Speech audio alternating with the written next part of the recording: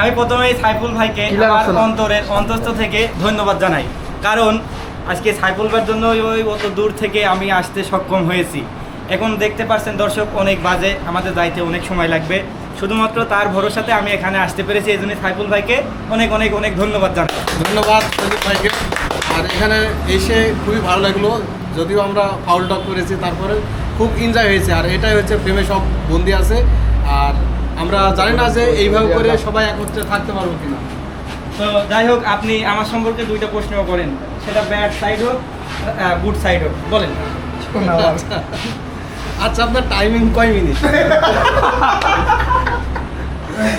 এটা আসলে কিভাবে যে বলবো আপনাকে, টাইমিং এর বিষয়টা আসলে সম্পূর্ণ নিজের উপরে কন্ট্রোল করে। সে 1.5 মিনিটের উপর পারো না। আচ্ছা, না না না, আমি তো ওই টাইমিং এর কথা বলি না, আমি বলছি মোটরসাইকেল কয় মিনিট চালাতে পারে। আচ্ছা আচ্ছা, খুবই ভালো প্রশ্ন করেছেন। আমার একটা না 12 ঘন্টা বাইক চালানোর ক্ষমতা আছে। নেক্সট প্রশ্ন। আচ্ছা, না, একজন এসআর হিসেবে 12 ঘন্টা মোটরসাইকেল ড্রাইভ করা, এটা তার থাকতেই হবে, সে পারতেই হবে তাকে, না হলে কিন্তু এসআর এর চাকরি সে করতে পারবে না। হ্যাঁ হ্যাঁ হ্যাঁ, ঠিক আছে, ঠিক বলছেন। আপনি নেক্সট প্রশ্ন করেন। নেক্সট হচ্ছে আপনার আপনি বিয়ে করেছেন কয়টা?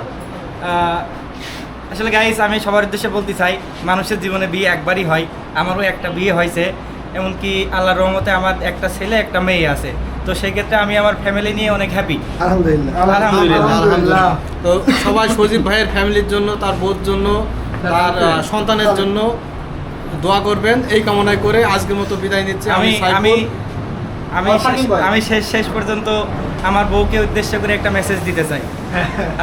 অবশ্য আমার বউ এখন একটু অসুস্থ আছে, তো সে যদি থাকতো এই সিচুয়েশনে থাকতো হয়তো অনেক খুশি হইতো, কিন্তু আল্লাহ ভাগ্যর কি পরিহাস, আমার সাথে হয়তো দিনটা অ্যাটেন্ড করতে পারলো না। তো এর জন্য আমি খুবই দুঃখিত, এবং আমার বউ খুব অনুশোচনা বোধ প্রকাশ করছে আমার সাথে। আচ্ছা, ধন্যবাদ। ধন্যবাদ সবাইকে।